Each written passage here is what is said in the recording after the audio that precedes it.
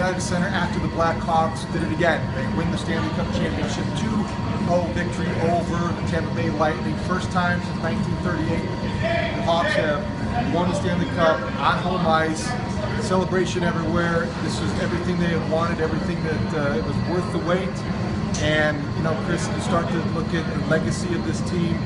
They have their third Cup title in 6 years. Joe Quenneville's got 3, John Mattei has 3.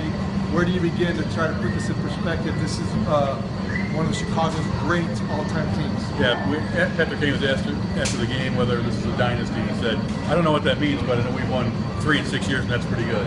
It is pretty good. The Blackhawks are more special than possibly even 2010 or 2013 because they get it at home in front of these fans. These players wanted to do it. They wanted to do it for themselves. They wanted to do it for the city of Chicago. It was a raucous celebration. Still going on, I understand. Once we get outside, we'll find out. But a really remarkable run considering where this team was less than a decade ago. John McDonough was interesting on the ice afterward. Lifelong Chicagoan, you know, the guy, the architect of this organization, the guy who now is celebrating his 3rd Cup title. And I asked him, you seem more emotional than the first 2, and he said he was, because as a kid who grew up here, he can relate to what it's like that everyone stayed for the celebration. It was one of those moments you're not going to forget. People paid an arm and a leg to get in here, but I don't think anybody regretted any of the money they spent to experience this. No, you can count on your, one hand really the most special moments in Chicago sports history. I think this is right there with them. Really remarkable where this team was not that long ago. And now it's almost a fait accompli they're going to be playing for the Stanley Cup. So I don't think players take it for granted.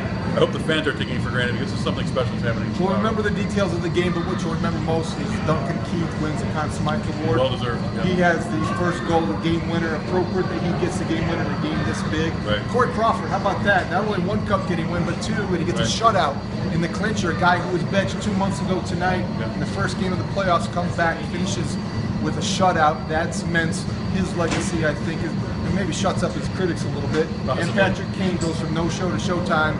He scores a goal because it was Patrick Kane's kind of a game. And he comes through with the insurance goal late in the game. Yeah, the Hawks' best players really came through, and that's what you need when you're going to win a Stanley Cup. It's great to have supporting cast and some role players and goals from them, but Kane I thought was terrific. Keith was terrific. Marinosa was good again.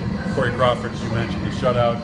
Been a long time since somebody done that, and I think he's answered all critics. I think the Blackhawks took on all comers and are the champions. Yeah, the Cup finally made it here after fighting Chicago traffic, so now it's in the Blackhawk dressing room. We will follow it all around the city here on ChicagoTribune.com, but right now we're just going home after the Hawks win the Stanley Cup championship at the United Center. Chris Kuc, I'm David Haugh on ChicagoTribune.com.